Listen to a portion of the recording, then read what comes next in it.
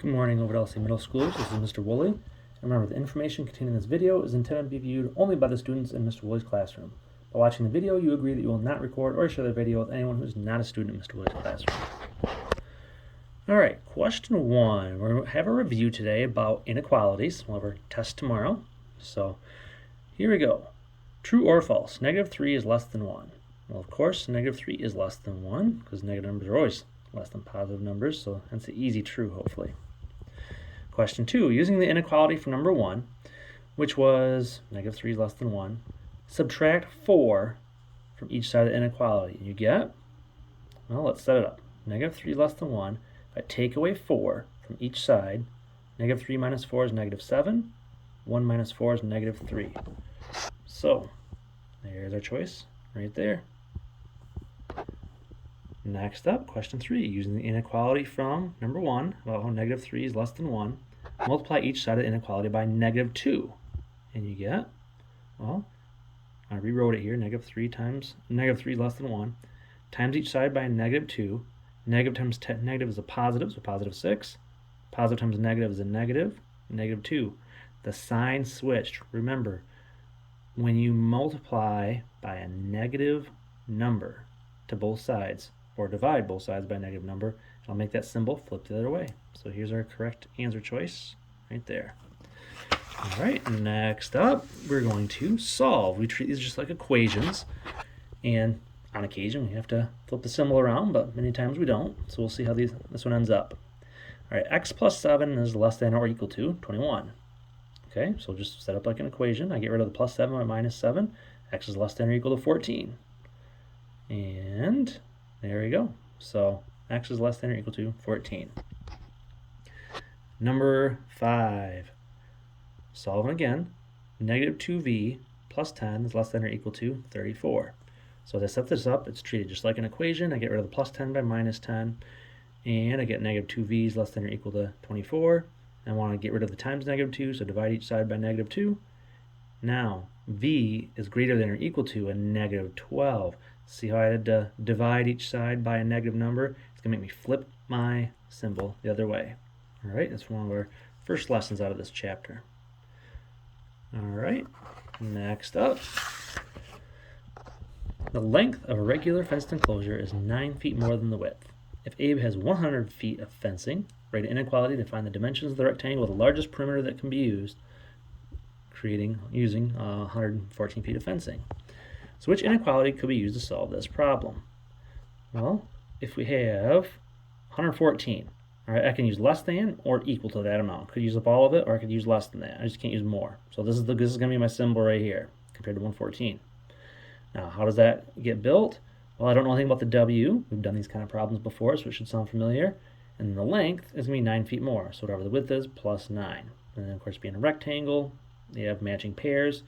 Now, altogether, there are 4 W's, and 9 and 9 makes 18, so 4W plus 18 is less than or equal to 114. And there we go. Question 7. Using your answer choice for number 6, so hopefully you picked this one here, solve the inequality to determine the width and length of the rectangular fenced enclosure.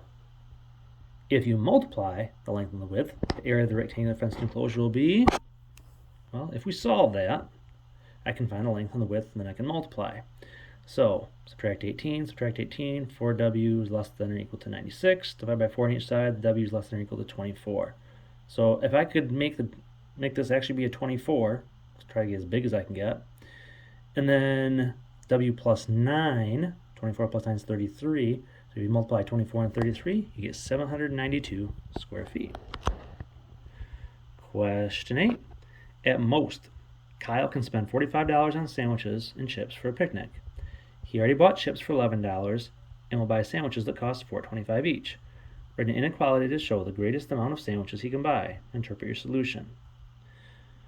All right, so $4.25 times the amount of sandwiches we're going to buy, I have a little S there, plus $11 he already spent on chips, has to be less than or equal to 45, because he doesn't have to spend all of it, but he could spend equal to that if he wants to. So we get rid of this 11 by -11 from each side. You get 425s, less than or equal to 34. Divide each side by 425, and this one actually worked out perfect. The sandwiches can be less than or equal to 8. So in this case, the maximum amount of buy would be 8 because I could buy less than 8 or equal to 8. So 8's the max, that's what I'm going with.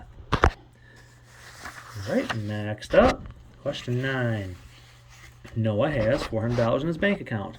Every week he withdraws $20 for gas money for his truck.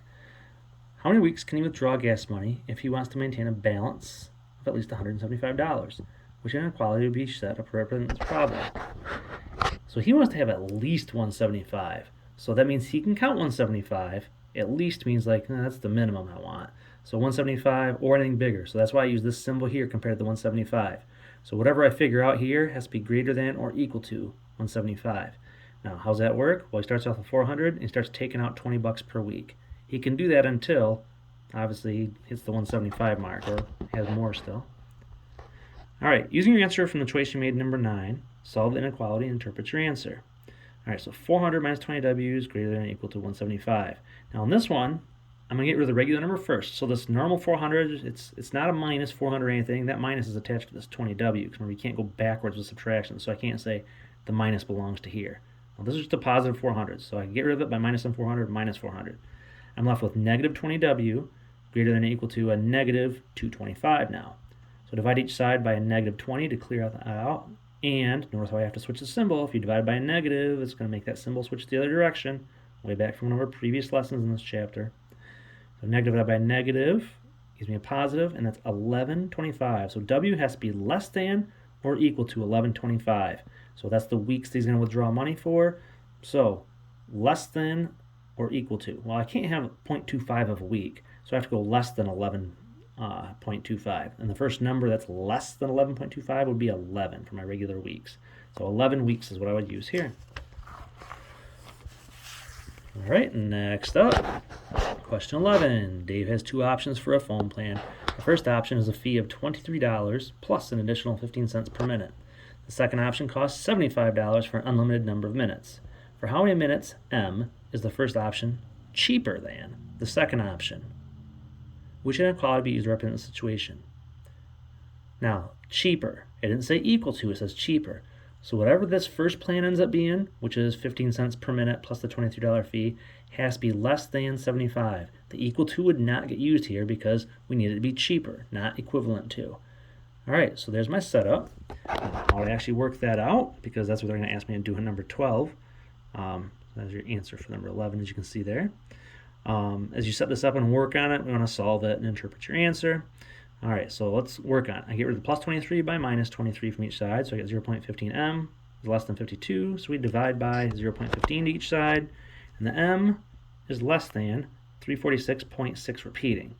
Now, you're not going to get 0.6 of a minute on the phone plan, so what's less than 346.6? It's 346. That's the first whole number less than this decimal amount. So you can talk for up to 346 minutes. All right, thanks for watching, and good luck on your test tomorrow.